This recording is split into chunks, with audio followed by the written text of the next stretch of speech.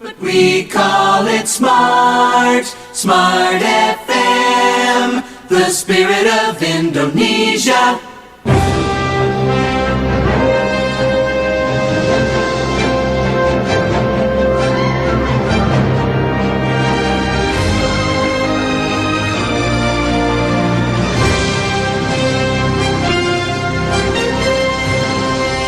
Seputar Riau.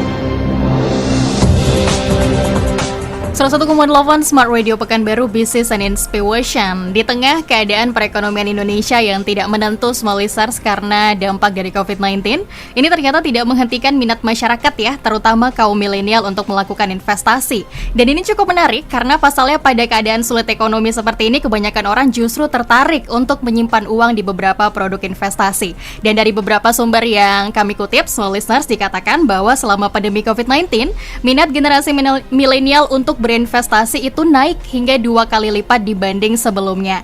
Tapi apakah meningkatnya minat masyarakat terhadap investasi ini juga diiringi dengan meningkatnya literasi dan pengetahuan masyarakat terhadap investasi, terutama investasi bodong? Nah, faktanya masih ada nih small listeners, masyarakat yang terjerumus dalam investasi abal-abal.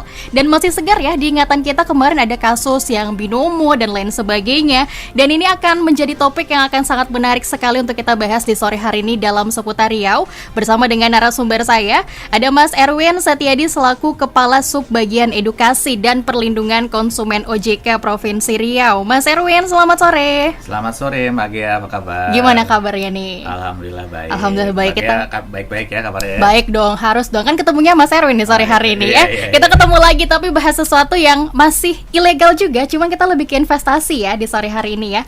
Betul, karena memang ini menjadi topik yang menarik. Tapi benar nggak sih Mas Erwin, belakangan ini memang ketertarikan orang terhadap investasi itu lebih meningkat ya selama pandemi, betul nggak sih itu? Iya, sangat betul sekali. Bahkan untuk investor di kaum milenial itu meningkat drastis. Oh, oke. Apalagi memang untuk sektor-sektor di bidang pasar modal, sekarang beli saham dan lain-lain, dan juga di bidang trading. Nah, ini juga banyak sekali investor-investor yang dari kalangan milenial selama masa pandemi.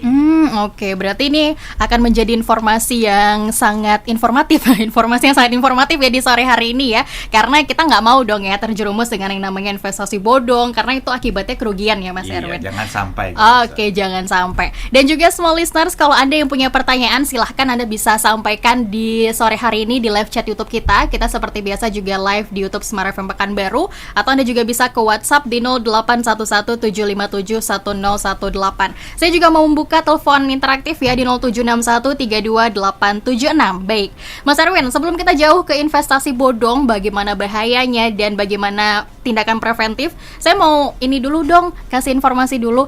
Investasi ini sangat umum sekali ya, kita menyamakan persepsi dulu. Investasi itu pengertiannya seperti apa dan jenis-jenisnya secara umum tuh apa aja sih Mas? Ya, jadi investasi itu intinya kita menyimpan dana kita untuk mengharapkan keuntungan di masa depan. Oke. Namun yang perlu kita wanti-wanti dan kita ingatkan terus adalah investasi itu adalah satu instrumen yang memiliki resiko kerugian dan juga potensi keuntungan. Oke. Artinya tidak ada kepastian bahwa dana yang kita investasikan itu pasti untung.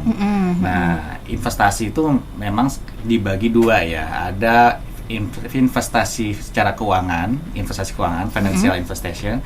Lalu juga ada real, investasi di sektor real. Nah, investasi keuangan seperti saham, reksadana, nah itu yang fisiknya memang tidak terlihat ya. Tapi kalau misalkan investasi di sektor real itu seperti kita beli properti, emas dan lain-lain, tanah gitu tanah dan lain-lain. Jadi dari definisi investasi dan jenisnya seperti itu, Mbak Gia. Oke, baik, itu secara umum.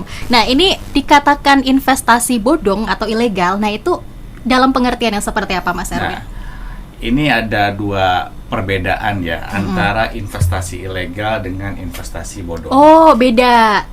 Oke. Kalau ilegal itu investasi yang tidak ada izinnya. Itu ilegal. Oke. Kalau bodong itu investasi yang si perusahaan yang menawarkan investasi melakukan one prestasi atau penipuan atau penggelapan. Artinya apa? investasi bodong belum tentu dilakukan oleh perusahaan yang ilegal. Oke. Bisa jadi perusahaan legal melakukan penggelapan, penipuan, itu bisa juga dikatakan sebagai investasi bodong. Oh, Gitu. oke. Betul. Berarti ilegal ini permasalahan izin ya? Izin ya tidak ada. Sementara bodong ini memang niatnya untuk menipu. Betul. Oke. Memang yang kita waspadai, memang hampir rata-rata investasi bodong itu dilakukan oleh perusahaan-perusahaan yang ilegal. Oke. Sehingga memang pintu utamanya kita harus mewaspadai bahwa ini perusahaan yang menawarkan investasi ini legal atau ilegal. Kalau ini ilegal, potensi untuk melakukan investasi bodongnya cukup besar. Oh, oke. Berarti ada kemungkinan meskipun perusahaannya ilegal, dia tetap bisa melakukan penipuan tadi ya? Betul. Oke, baik. Nah, ini kita ngomongin ciri-ciri dulu deh. Nah, saya mau ke investasi mana nih lebih baik yang kita highlight? Ilegalnya atau bodong? Bodong ya, mungkin ya? Kita bahas ilegalnya. Oh, aja ilegal. deh. Oke, Ilegal baik. ya.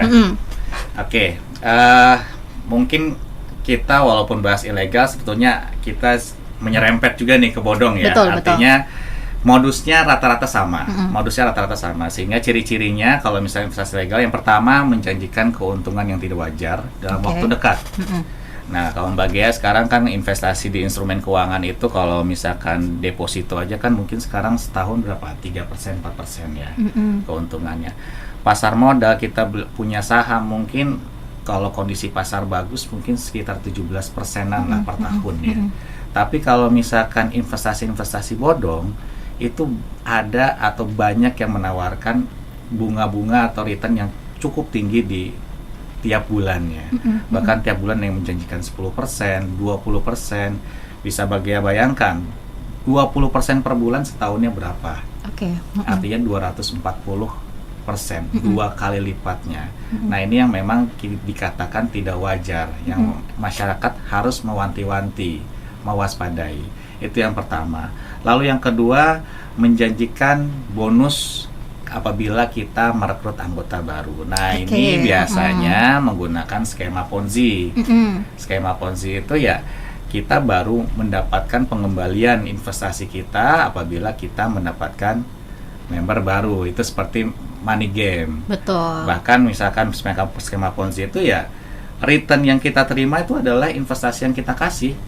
Oh, jadi oke. kita setor 10 juta, tiap bulan dijanjikan dapat 1 juta, ya dari 10 juta itu 1 jutanya ke kita lagi gitu loh. Oke. Sampai pada ujungnya pengembalian pokok kita nggak ada. Karena sudah dikasih untuk return kita yang mungkin untuk mengelabui lah, supaya ini meyakinkan kita bahwa ketika kita investasi itu dapat returnnya langsung gitu. Dan bahkan keuntungan kita bahkan bisa jadi dari investasinya orang lain. Nah, ini yang memang bahayanya skema Ponzi, karena pasti pada ujungnya itu akan terjadi scam, gagal bayar, kabur pelakunya. Lalu yang ketiga, manfaatkan tokoh public figure, tokoh masyarakat, pemuka agama dan lain-lain untuk mengajak masyarakat investasi di satu instrumen tertentu. Nah, ini yang seperti kita sering lihat ya Mbak Gea, sekarang tuh Instagram, Twitter dan lain-lain, ini media yang sangat menjanjikan lah untuk menawarkan suatu produk ya, apalagi terkait investasi. Nah, kalau kita lihat juga sekarang banyak ya instastory yang menawarkan investasi yang kita nggak jelas. Ini legal atau ilegal gitu, dari mungkin public figure atau influencer yang kita selama ini ikuti gitu. Nah, ini juga kita harus waspada. Jadi jangan sampai kita berinvestasi karena si A ini ikut atau artis A ini ikut, tapi kita harus berinvestasi karena memang kita paham produknya. Oke. Lalu yang selanjutnya, klaim tanpa resiko, bebas resiko. Biasanya ini yang dijanjikan kepada masyarakat. Ketika masyarakat itu investasi, dijanjikan bisa kapanpun uang kembali, dan dijanjikan tidak akan rugi. Jadi Bagia coba transfer ke saya 10 juta, selama setahun saya akan berikan bunga misalkan 100%, tiap bulan saya bagi-bagi. Nah, ini kalau misalkan Bagia bulan depan butuh uangnya, bisa diambil ke saya. Bahkan besok Bagia berubah pikiran, bisa kembali uangnya Padahal dalam kenyataannya ketika kita setor sekali, ya mungkin 1 menit kemudian udah nggak bisa ditarik lagi, dan mungkin orangnya pun udah nggak tahu kemana. Nah ini memang selalu menjanjikan tidak akan rugi dan uang bisa dikembalikan kapanpun. Itu salah satu ciri-ciri yang lagi. Yang terakhir adalah legalitas. Yang jelas ya, legalitasnya tidak jelas atau tidak ada legalitas. Jadi ilegal itu ada 2 kriterianya. Yang pertama, sama sekali tidak punya izin. Yang kedua, ada izinnya tapi operasionalnya tidak sesuai dengan izin. Jadi misalkan izinnya koperasi tapi dia menawarkan investasi properti dan lain-lain. Nah ini kan ada penyalahgunaan izin penyalahgunaan izin. Nah ini yang memang menjadi istilahnya modus bahwa meyakinkan kepada masyarakat bahwa perusahaannya itu sudah punya izin. Padahal terkait investasinya izinnya tidak ada. Jadi izin yang dia punya ya izin untuk usaha-usaha lainnya gitu. Jadi begitu Mbak Gia. Jadi ilegal itu pertama tidak punya izin, kedua izinnya tidak sesuai dengan operasionalnya. Gitu. Berarti memang perusahaannya tuh harus punya izin dan operasionalnya sesuai dengan izinnya tadi ya. Sekali. Mas, ada 2 yang saya highlight dari ciri-ciri tadi. Pertama itu kan kalau yang menawarkan keuntungan yang cukup besar dan juga dalam jangka waktu yang singkat. Nah mungkin ada beberapa dari kita termasuk saya yang nggak paham nih dengan konsep investasi. Apakah memang kita tidak bisa langsung mendapatkan keuntungan gitu loh? Apa berapa jangka waktu yang ideal gitu loh untuk kita mendapatkan keuntungan dari investasi? Nah itu gimana Mas Erwin? Tapi tahan dulu. Nah ini saya mau ajukan pertanyaan untuk break ya. Jadi setelah break tolong dijawab ya Mas Erwin, dan juga sudah ada pertanyaan yang masuk di YouTube, nanti akan kita jawab setelah jeda berikut ini. Jadi tetap bersama kami di 101,8 Smart Radio Pekanbaru. Business and Inspiration. KG Radio Network merupakan bagian dari KG Media yang juga menaungi platform media Kompas Gramedia Group. Di antaranya Harian Kompas, Kompas TV, Kompas.com, Kompas.id, Tribun Network, Harian Kontan, dan Grid.id. KG Radio Network sendiri memiliki misi mencerdaskan dan mencerahkan kehidupan bangsa melalui informasi, lagu, dan konten yang diberikan kepada para pendengarnya. Selain itu, KG Radio Network juga mengedepankan 3 nilai dalam penayangannya. Humanity adalah nilai pertama yang berarti setiap konten yang diberikan akan berdasarkan pada nilai-nilai kemanusiaan yang bermartabat. Nilai kedua adalah optimism, karena semua konten yang ditayangkan bertujuan untuk membangkitkan optimism dan juga harapan yang baik. Beneficial menjadi nilai ketiga yang diterapkan, karena semua konten yang diberikan akan berdasarkan pada manfaat bagi para pendengarnya. Dengan komitmen yang kuat, KG Radio Network akan melayani kebutuhan pendengarnya melalui setiap konten yang dihadirkan di berbagai platform digital, baik di media sosial, aplikasi, maupun melalui website sonora.id. Halo small listeners, Anda membutuhkan layanan kebidanan dan laktasi langsung ke rumah Anda. Layanan home care dari Rumah Sakit Awal Bros adalah solusinya. Rumah Sakit Awal Bros memiliki layanan kunjungan rumah atau home care yang melayani pijat dan memandikan bayi, perawatan tali pusar, perawatan luka pasca operasi, breast care, pijat oksitosin, serta perawatan ibu dan bayi lainnya. Dengan layanan home care Rumah Sakit Awal Bros, Anda tidak perlu khawatir dengan perawatan dan layanan kebidanan pasca melahirkan. Untuk informasi dan reservasi, dapat menghubungi Rumah Sakit Awal Bros terdekat, atau Anda bisa kunjungi media sosialnya di @haloawalbros atau website awalbros.com.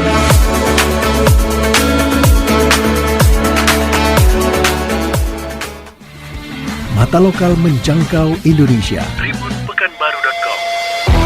Website berita di bawah jaringan tribunnews.com merupakan portal berita terbesar di Indonesia. tribunpekanbaru.com membentuk dan dibentuk, berinteraksi secara dinamis, tumbuh berkembang bersama masyarakat Riau, tumbuh bersama pemerintah di Riau, politik di Riau, bisnis di Riau, dan kebudayaan di Riau. tribunpekanbaru.com. Simak informasi seputar Riau yang disajikan melalui portal berita dan media sosial Instagram, Facebook, dan YouTube Tribun Pekanbaru. tribunpekanbaru.com, sinergi bisnis yang menguntungkan dengan berbagai produk digital seperti podcast dan event virtual. tribunpekanbaru.com, mata lokal menjangkau Indonesia. Kita kan udah kenal lama nih. Aku mau ngungkapin sesuatu ke kamu. Tapi kamu jangan marah ya. Ini tulus banget tahu dari hati aku yang terdalam. Kok kamu diem aja sih? Udah lama aku pendam, cuman aku baru berani ngungkapin sekarang. Kamu mau nggak nerima pengungkapan aku? Ngapain sih? Kok ngomong sendiri di depan komputer? Ini, aku mau ngungkapin sesuatu. Oh alah, kamu nih mau ikut program pengungkapan sukarela? Ya nggak gitu juga kali caranya. Nih, aku kasih tahu ya. Program Pengungkapan Sukarela atau PPS adalah program pemerintah yang memberi kesempatan bagi wajib pajak untuk melaporkan kewajiban perpajakan yang belum terpenuhi secara sukarela. Caranya bisa melalui aplikasi khusus yang tersedia di laman DJP Online. Login, unduh dan isi form, lakukan pembayaran, lalu kirim, udah deh selesai. Iya, aku tahu kok. Tapi kan pemanasan dulu. Deg-degan sampai nggak bisa tidur nih, karena udah lama banget nggak berurusan sama pajak. Ngapain deg-degan sih? Justru kalau pajak tuntas, tidur jadi pulas. Yuk, segera sebelum tanggal 30 Juni 2022. Yuk kawan pajak, segera ungkapkan harta Anda dalam program pengungkapan sukarela. Untuk informasi lebih lanjut, silahkan hubungi Kring Pajak di 1500200 atau media sosial DJP Riau di @pajakriau. Pajak Kuat, Indonesia Maju. They call it news, knowledge, business information, wisdom, inspiration. But we call it smart, Smart FM, the spirit of Indonesia.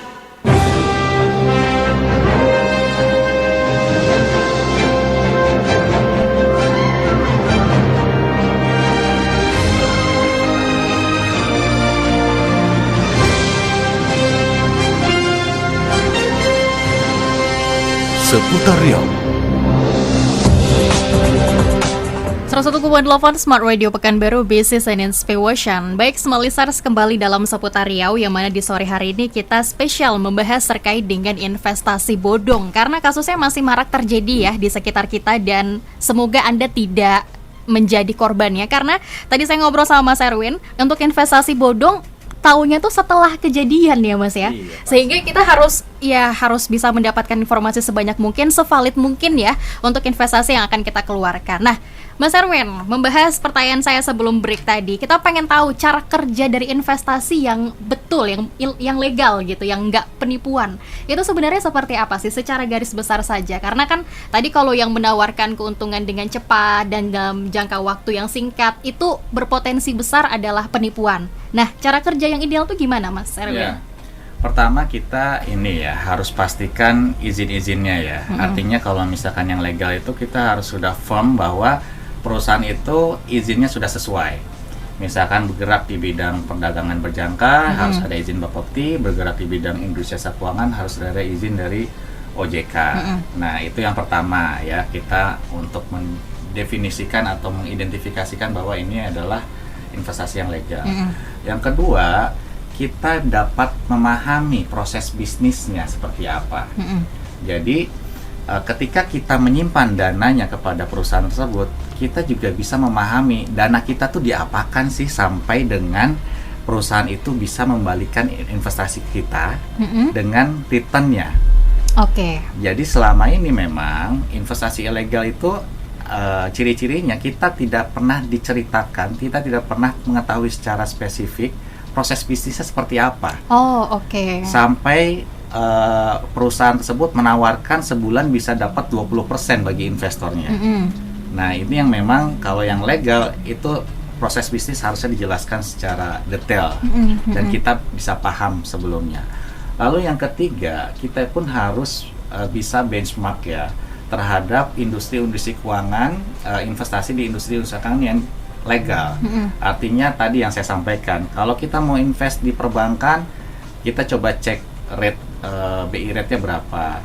Sekarang deposito itu rata-rata bunganya berapa. Atau kita mau invest di pasar modal, rata-rata tuh industri pasar modal setahunnya berapa sih kalau pasarnya lagi bagus atau mungkin lagi stabil gitu ya.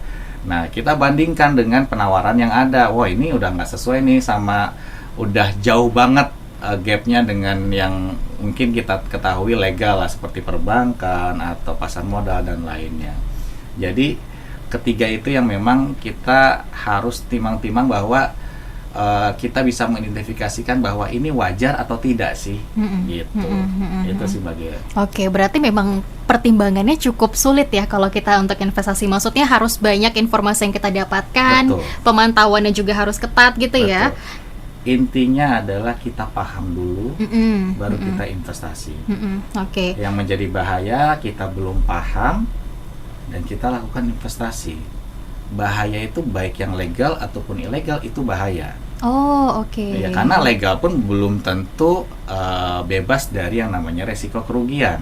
Betul. Jadi itu yang kita harus persiapkan diri, mengetahui, memahami potensi dan resikonya sebelum kita investasi. Oke. Mas Erwin, cara kita tahu ini perusahaannya tuh legal, ini punya izinnya tuh dari mana sih? Nah, ini kita harus telaah dulu nih. Misalkan kita mau ngecek perusahaan yang mana dulu nih. Ada satu perusahaan yang menawarkan investasi ke kita. Oke. Nah, kita harus tahu dulu mereka itu bergerak di bidang apa.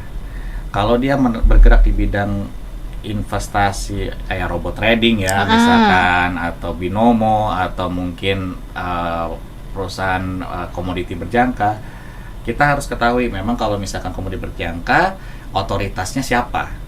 Nah, otoritasnya misalkan Bapepti untuk komoditi berjangka, trading dan lain-lain. Ya, kita tinggal cek websitenya Bapepti. Di website Bapepti ini ada list perusahaan berjangka, perusahaan komoditi berjangka yang memang terdaftar di Bapepti. Artinya selain ada perusahaan yang di luar daftar itu, artinya adalah ilegal. Itu adalah ilegal.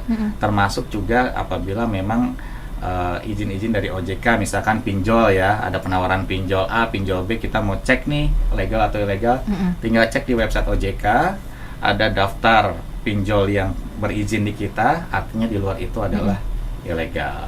Cara mudahnya Mbak Gia, ini saya kasih kisi-kisi yang memang masyarakat perlu tahu.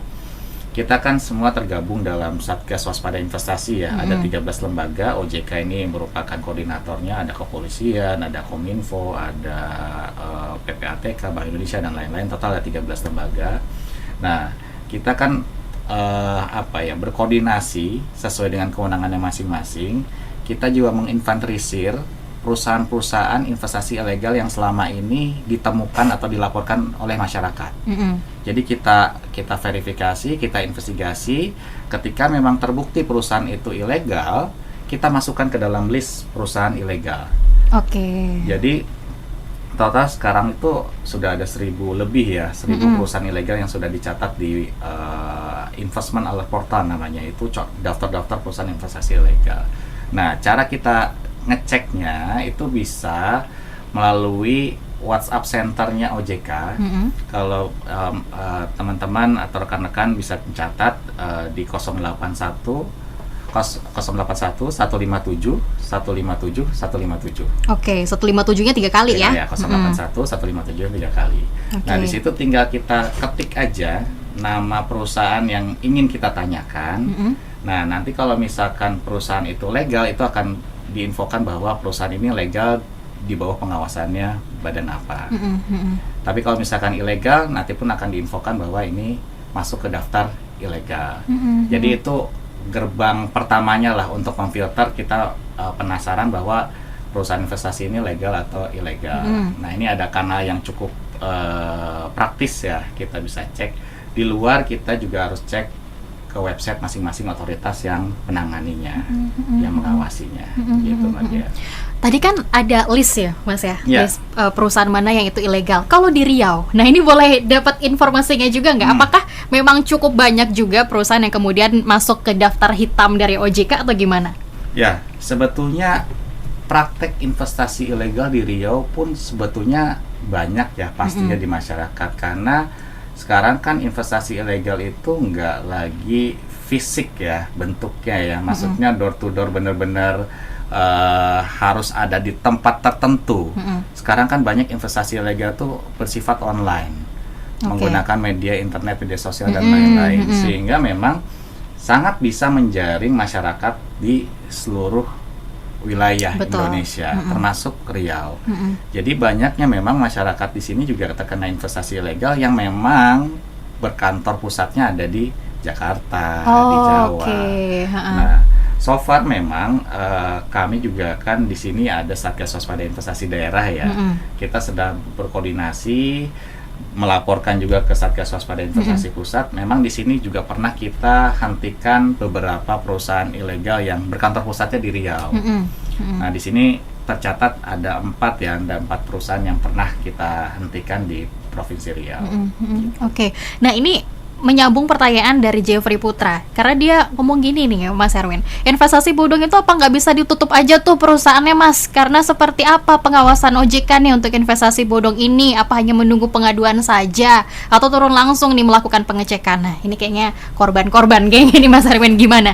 Bisa nggak sih langsung ditutup, langsung dicabut haknya untuk beroperasi atau gimana sih Mas Erwin? Ya, ini yang memang kita juga selalu mengedukasi kepada masyarakat. Sebetulnya kunci kita menghentikan praktek investasi ilegal adalah dari kesadaran dari masyarakatnya. Itu kunci yang pertama ya, untuk kita berjaga-jaga. Karena apa? Selama masih ada permintaan dari masyarakat, investasi ilegalnya akan terus muncul. Oh, betul. Nah, yang kita ingin harapkan ini adalah kita ingin putus nih rantai permintaannya dengan apa? Dengan ya seperti ini, kita edukasi tentang bahayanya investasi ilegal.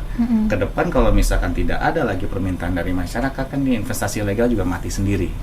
Betul, sebetulnya. betul. Nah, itu yang memang cita-cita kita yang memang PR-nya sangat sulit lah, dan butuh bantuan dari semua stakeholder termasuk juga masyarakat di sini.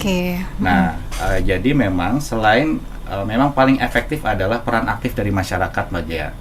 Artinya semakin cepat masyarakat melapor, semakin cepat kita bisa melakukan penindakan. Hanya yang jadi yang kami harapkan, yang kami himbau juga kepada masyarakat, jangan sampai melapor itu menunggu adanya kerugian. Itu dipastikan terlambat. Bisa jadi mungkin perusahaannya juga sudah hilang kemana, korbannya sudah banyak dan lain-lain. Tapi bisa juga masyarakat ini melapor kepada kami, baik OJK atau anggota Satgas Waspada Investasi lainnya seperti kepolisian, kejaksaan dan lain-lain, apabila memang mencurigai atau mungkin mencurigai bahwa ini investasi sepertinya tidak benar, ini investasi kayaknya meragukan, berpotensi merugikan masyarakat, tidak harus mengalami kerugian dulu. Nah, itu juga kita harapkan peran aktif dari masyarakat, sehingga kita lebih cepat untuk mendapatkan informasi untuk melakukan penindakan, dibandingkan benar-benar menunggu sampai timbulnya kerugian. Walaupun di luar itu kita juga selalu melaksanakan yang namanya melalui Kominfo ya, kita melakukan cyber patrol. Cyber patrol itu kita seperti scanning ke media sosial atau mungkin jaringan internet, kanal-kanal atau akses-akses investasi ilegal atau mungkin pinjol ilegal, kita langsung blokir apabila langsung kita temukan gitu. Jadi patroli cyber ya. Jadi itu salah satu langkahnya, termasuk juga memang ketika ada pelaporan dari masyarakat. Berarti kalau memang kita mencurigai saja itu sudah boleh dilaporkan ya, bisa. Karena takutnya udah terlambat ya, perusahaan Bisa. udah melarikan diri gitu. Betul. Ya. Baik, ini pertanyaan dari Felix Ponik sebenarnya sudah dijawab, tapi nggak apa-apa kita bacakan lagi. Pak, sejauh mana ya kerjasama OJK dengan lembaga lain seperti kepolisian dan Kominfo dalam menanggulangi investasi bodong atau ilegal dengan Satgas tadi ya Mas Erwin ya? Dengan Satgas tadi. Baik. Ini pertanyaan lainnya, silahkan kalau Anda masih ada yang mau ditanyakan, yang mau disampaikan, langsung ke live chat YouTube kita di Smart FM Pekanbaru, atau juga boleh di WhatsApp 081175710118. Kami jeda sesaat dan akan kembali sesaat lagi. Momen bahagia pastinya ingin dirayakan dengan sebaik mungkin. Untuk itu, momen bahagia perlu diciptakan dengan rencana dan persiapan yang terbaik. Khas Hotel Pekanbaru akan membantu menciptakan momen bahagia Anda agar menjadi momen yang tidak terlupakan dalam paket intimate wedding. Hanya dengan Rp9.999.000, Khas Hotel akan menyediakan paket pernikahan all-in. Di antaranya dekorasi, baju pengantin, make up, kotak hantaran, kamar pengantin, prasmanan, serta aneka jajanan pasar. Intimate Wedding memungkinkan Anda untuk merayakan momen bahagia bersama keluarga dan kerabat dengan lebih akrab, hangat, dan pastinya berkualitas. Bersama dengan pelayanan terbaik dari Khas Hotel Pekanbaru, dengan penggunaan ruangan selama 4 jam. Paket Intimate Wedding Khas Hotel Pekanbaru, net untuk kapasitas 60 orang. Jadi mari segera reservasi di 0811 754 577. Informasi lebih lengkap bisa Anda dapatkan di media sosial @khashotelpekanbaru atau kunjungi websitenya di stay.pekanbaru@khashotel.com. KG Radio Network merupakan bagian dari KG Media yang juga menaungi platform media Kompas Gramedia Group. Di antaranya Harian Kompas, Kompas TV, Kompas.com, Kompas.id, Tribun Network, Harian Kontan, dan Grid.id. KG Radio Network sendiri memiliki misi mencerdaskan dan mencerahkan kehidupan bangsa melalui informasi, lagu, dan konten yang diberikan kepada para pendengarnya. Selain itu, KG Radio Network juga mengedepankan 3 nilai dalam penayangannya. Humanity adalah nilai pertama yang berarti setiap konten yang diberikan akan berdasarkan pada nilai-nilai kemanusiaan yang bermartabat. Nilai kedua adalah optimism, karena semua konten yang ditayangkan bertujuan untuk membangkitkan optimism dan juga harapan yang baik. Beneficial menjadi nilai ketiga yang diterapkan, karena semua konten yang diberikan akan berdasarkan pada manfaat bagi para pendengarnya. Dengan komitmen yang kuat, KG Radio Network akan melayani kebutuhan pendengarnya melalui setiap konten yang dihadirkan di berbagai platform digital, baik di media sosial, aplikasi, maupun melalui website sonora.id. Mata lokal menjangkau Indonesia. tribunpekanbaru.com. Website berita di bawah jaringan tribunnews.com merupakan portal berita terbesar di Indonesia. tribunpekanbaru.com membentuk dan dibentuk, berinteraksi secara dinamis, tumbuh berkembang bersama masyarakat Riau, tumbuh bersama pemerintah di Riau, politik di Riau, bisnis di Riau, dan kebudayaan di Riau. tribunpekanbaru.com. Simak informasi seputar Riau yang disajikan melalui portal berita dan media sosial Instagram, Facebook, dan YouTube Tribun Pekanbaru. tribunpekanbaru.com, sinergi bisnis yang menguntungkan dengan berbagai produk digital seperti podcast dan event virtual. tribunpekanbaru.com, mata lokal menjangkau Indonesia. Mau ke Padang, tapi bingung cari hotel yang keren dan fasilitas yang lengkap, atau mau staycation tapi mau hotel yang nyaman, pemandangan bagus, yang bisa lihat keindahan kota Padang? Udah, nggak usah ribet cari sana-sini. Semua itu bisa kamu dapatkan di Hotel Santika Premier Padang yang memiliki desain modern, elegan, sekaligus menampilkan ciri khas ornamen Minang ini. Punya fasilitas lengkap loh. Setiap kamar dilengkapi kasur antibakteri dan juga smart TV. Selain itu, juga ada fasilitas pendukung seperti swimming pool, fitness room, restoran, dan lobby lounge. Kamu pasti nggak bisa lewatkan nih pesona The Atmosphere Sky Lounge yang berada di antara dua tower Hotel Santika Premier Padang. Di sini kamu bisa melihat keindahan kota Padang dari ketinggian.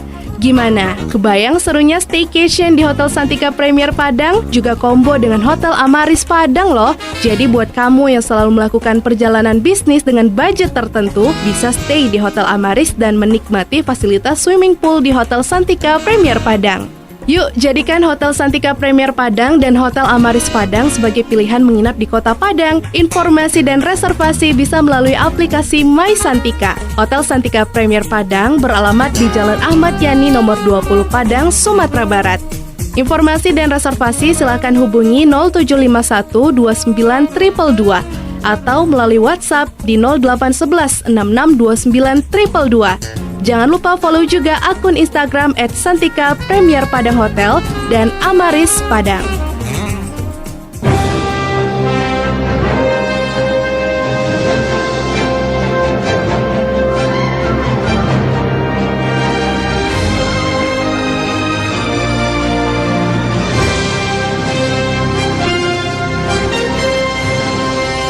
Seputar Riau. 101,8 Smart Radio Pekanbaru Business and Inspiration. Baik, small listener, saya memang tidak bohong ketika mengatakan topik di sore hari ini sangat menarik ya. Sampai saya tadi lupa ini kalau kita harus masuk lagi. Jadi small listeners, kita akan lanjut ya membahas terkait dengan investasi bodong. Masih bersama Mas Erwin di sore hari ini. Mas Erwin, selain investasi mungkin juga saham, reksadana dan lain sebagainya, ada satu yang kemarin juga sempat viral gara-gara kasus robot trading. Nah, itu kan orang sempat ngira ini sebenarnya robot trading ini apa memang ilegal atau memang karena kemarin kan yang sempat di-highlight itu kayak Binomo ya, salah satu aplikasi yang kemudian ada yang ditangkap karena kasus itu. Nah, ini boleh dapat penjelasan nggak sih Mas Erwin, sebenarnya robot trading ini tuh apa sih? Ya, jadi sebetulnya kalau robot tradingnya sendiri memang produknya ada ya. Artinya robot trading itu seperti aplikasi. Aplikasi membantu kita dalam melakukan trading ya. Jadi istilahnya kita punya asisten lah. Di harga berapa otomatis nanti kita beli, di harga berapa nanti otomatis kita jual gitu lah, seperti aplikasi. Hanya yang jadi masalah adalah sekarang ini penjualan robot trading itu dibungkus dengan skema Ponzi. Oh, oke. Artinya investasi berkedok robot trading sebetulnya itu untuk skema Ponzi. Jadi investor yang membeli robot trading tadi itu sebetulnya tidak benar-benar mendapatkan produk si robot trading tadi, tapi memang dananya cuma dikumpulkan untuk nanti dikembalikan berdasarkan skema Ponzi. Jadi nanti kalau saya beli robot trading, saya harus punya member baru nih, saya cuma rekrut member baru untuk mendapatkan returnnya. Jadi ujung-ujungnya itu adalah seperti MLM ya, MLM. Nah itu yang memang tidak diperkenankan. Dan memang secara kenyataannya memang tidak ada investasi di robot tradingnya. Betul benar-benar dari perusahaan itu hanya menjalankan skema Ponzi saja. Itu yang makanya dari Bapepti pun sudah mengeluarkan siaran pers ya di bulan September tahun 2021 bahwa robot trading dengan menggunakan skema multi level marketing atau MLM itu ilegal. Hampir rata-rata semua yang menggunakan skema MLM untuk penjualan robot trading itu adalah ilegal. Oke, berarti kalau robot tradingnya sendiri itu bukan ilegal ya, cuman robot trading ada produknya, tapi memang dibalut lah, jadi cuma istilahnya hanya berkedok robot trading, padahal itu skema Ponzi. Itu yang memang kita harus waspadai. Tapi kan Mas Erwin, yang masalah Binomo kemarin juga ada yang bilang itu bukan investasi tapi lebih ke judi katanya gitu, karena kita ada permainan gitu ya. Nah itu gimana tuh Mas Erwin? Ya, jadi kalau misalkan Binomo, kalau tadi kan kalau Binomo itu perjudian berkedok investasi. Jadi kita itu baru dapat return hanya karena kita benar atau salah menjawab atau mungkin memprediksi suatu harga. Bukan dari instrumen yang kita miliki. Beda dengan di saham. Kita punya saham. Ketika harga naik kita untung. Ketika harga turun kita rugi. Tapi kita masih punya sahamnya. Gitu ya. Tapi kalau misalkan Binomo, kita nggak punya instrumen yang dipegang. Kita hanya menebak. Kita hanya menebak satu komoditi ini pada tanggal sekian harganya akan naik atau turun. Ketika kita tebak naik dan ternyata betul naik, barulah kita dapat untung. Ketika kita jawab rugi padahal harga turun padahal harga sedang naik, berarti kita rugi. Dan itu untung ruginya konsumen, afiliator mendapat fee dari situ. Makanya walaupun masyarakat dilanda kerugian, afiliator tidak pernah rugi. Betul. Pasti mendapatkan keuntungan dari sana. Makanya memang penindakannya tidak hanya terkait binomonya saja atau binary optionnya saja, tapi terkait afiliatornya juga. Karena mereka-mereka ini yang memang melakukan flexing, seolah-olah mereka bisa menjadi crazy rich karena hanya dengan investasi di binomo atau investasi di binary option, sehingga masyarakat banyak yang tergiur ingin juga menjadi seperti itu, bahkan kita pun istilahnya jadi kepo nih, orang kerjanya apa sampai Betul. kaya seperti ini. Kasih sumbangan 1 miliar ke orang tuh kayaknya nggak ada beban gitu ya. Akhirnya kita kepo apa aja yang dia lakukan. Nah, dari situlah masuk kan.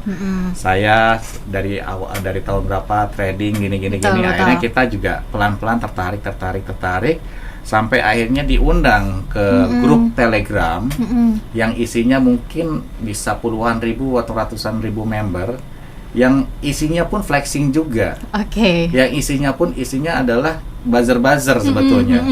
Isinya setiap hari tuh postingan keuntungan, terus dari member saya dapat untung sekian, saya dapat untung sekian hari ini.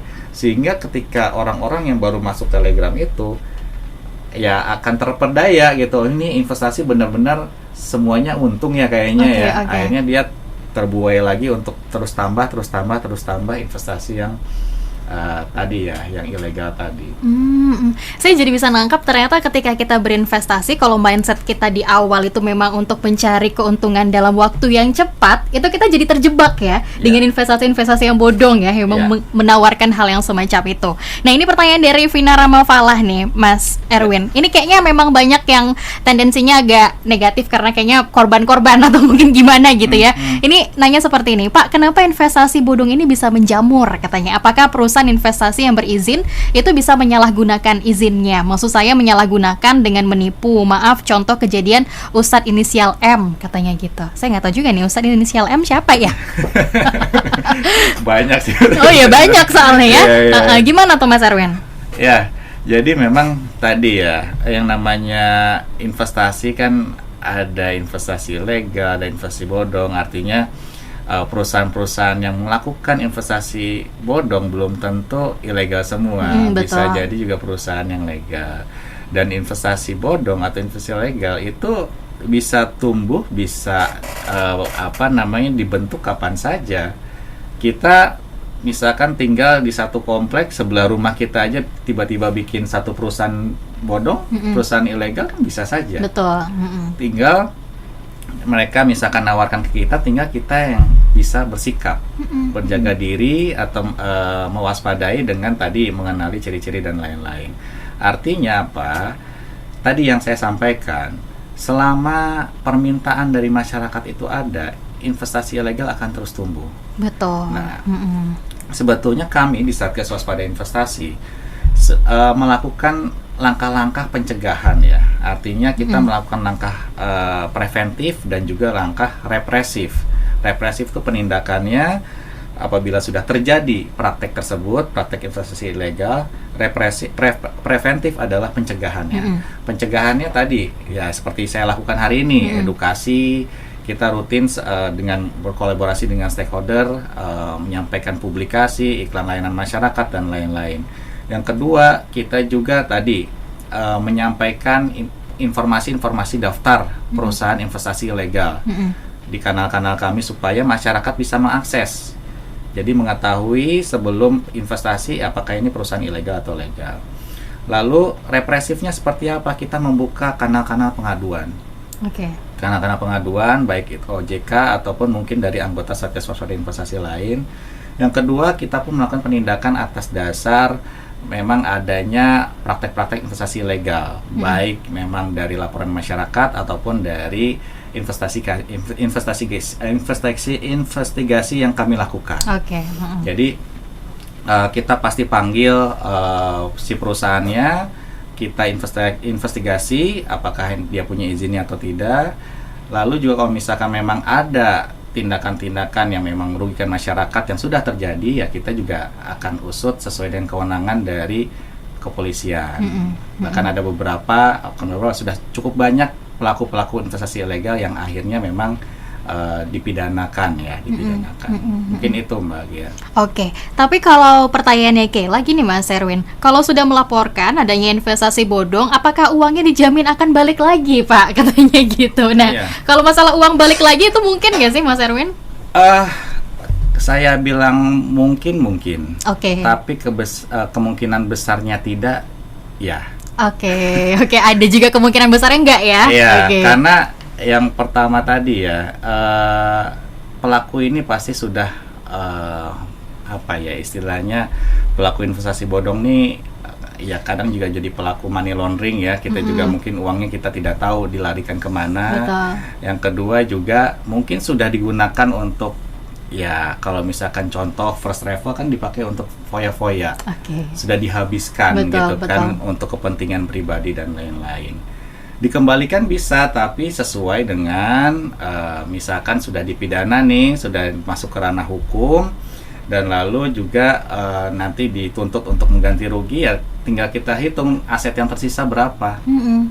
Aset yang tersisa berapa, kewajiban yang harus dibayar berapa, mungkin proporsional nanti akan dikembalikan ke masing-masing investor.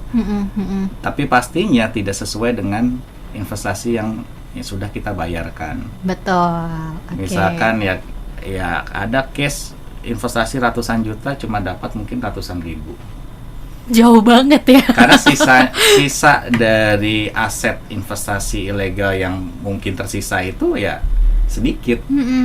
Tapi Betul. tetap untuk yang tersisa itu untuk memenuhi kewajiban terhadap korban-korban.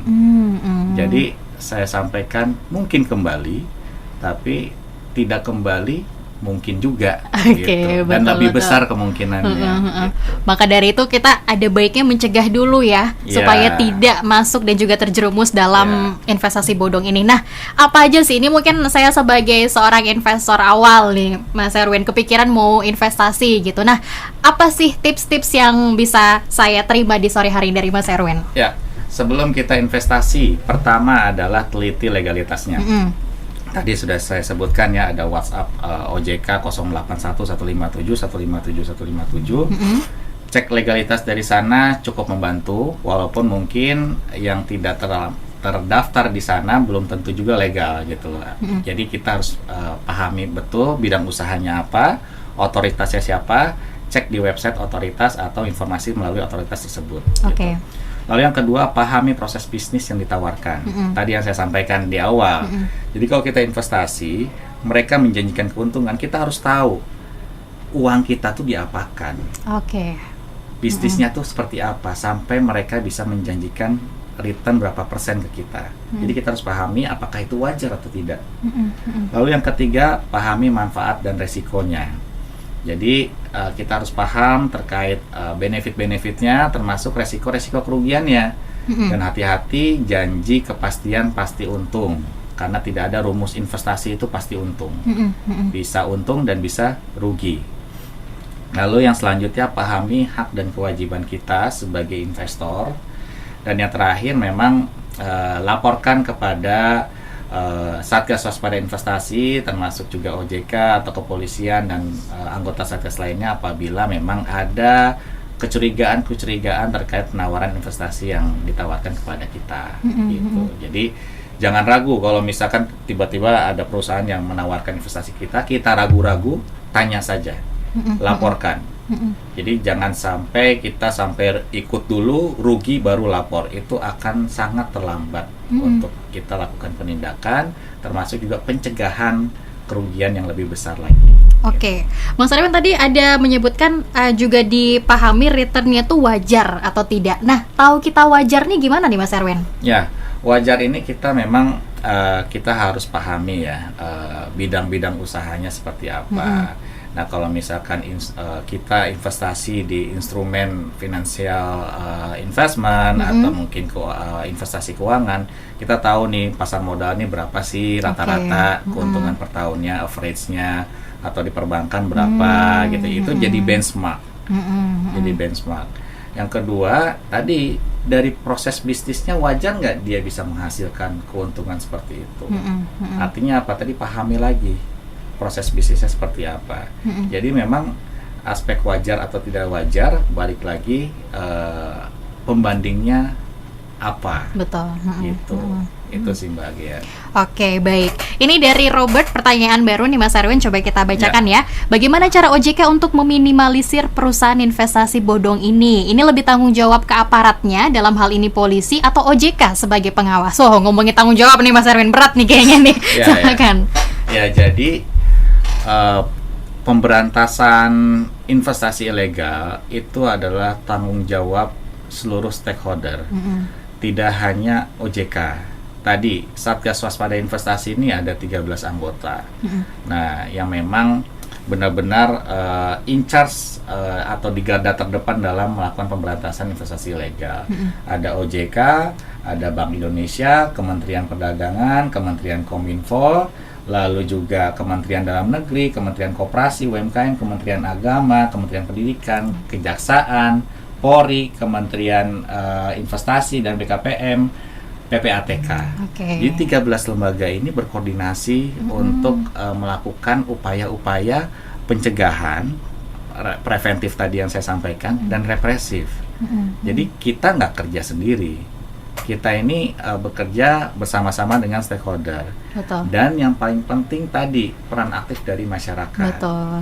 Nah, yang memang menurut kami memang langkah preventif ini yang jadi prioritas bagi kami, karena tadi kami berupaya untuk memutus rantai permintaan dari nasabah atau konsumen atau dari masyarakat terhadap praktek-praktek investasi ilegal. Betul. Karena kuncinya di situ, di mana masyarakat bisa menjaga diri sendiri, disitulah mereka terhindar dari investasi ilegal.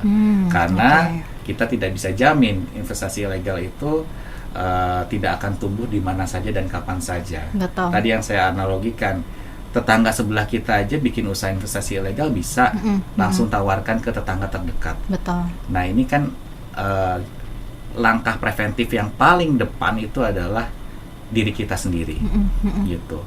Dan selanjutnya apabila kita tahu, langsung laporkan untuk kita lakukan penindakan. Gitu. Dan ini akan tetap ada selagi ada permintaan tadi ya Mas Erwin ya. Betul. Selagi ada permintaan masyarakat yang butuh, termasuk pinjol. Ini kita ternyata nggak ada waktu buat bahas. Tadi saya kalau ada waktu bahas, tapi mungkin bisa next time ya. Betul. Jadi memang investasi ini small listeners yang saya omongin di awal memang semakin diminati, dan Anda yang memang tertarik dengan investasi silahkan, tapi jangan lupa untuk mempelajari dengan teliti dan juga lengkap ya, untuk terhindar dari investasi bodong. Baik, Mas Erwin, untuk menutup perbincangan kita di sore hari ini, boleh memberikan closing statement-nya? Ya, jadi investasi ilegal khususnya di Indonesia ini sangat benar-benar mengkhawatirkan ya. Artinya kita harus benar-benar waspada terhadap praktek-praktek investasi ilegal. Saya informasikan selama 10 tahun terakhir itu total kerugian masyarakat itu sudah mencapai 16,7 triliun bagian. Di mana sudah ada 1.120 perusahaan yang kita nyatakan itu sebagai perusahaan ilegal dan sudah kita hentikan usahanya melalui Satgas Waspada Investasi. Dan untuk pinjol sendiri sudah ada 3.989 pinjol ilegal yang kita blokir. Di mana yang legal itu sebetulnya cuma 102 perusahaan. Nah, artinya ini merupakan PR kita bersama. Selagi kami Satgas Waspada Investasi, OJK dan seluruh anggota Satgas ini melakukan upaya preventif dan represif terkait pemberantasan investasi ilegal, kami pun sangat membutuhkan peran aktif dari masyarakat. Betul. Untuk sama-sama kita menghentikan praktek-praktek investasi ilegal, khususnya di lingkungan sekitar kita. Itu mungkin bagian dari kami. Mas Erwin, terima kasih sekali ya informasi edukasinya di sore hari ini. Itu tadi small listeners perbicaraan kita dalam seputar Riau terkait dengan investasi bodong. Sampai jumpa dalam program lainnya, dan setelah ini juga akan ada peran puan untuk Anda. Jadi tetap bersama kami, dan saya Gia akan ada pamit untuk Anda di sore hari ini. Selamat sore dan sampai jumpa.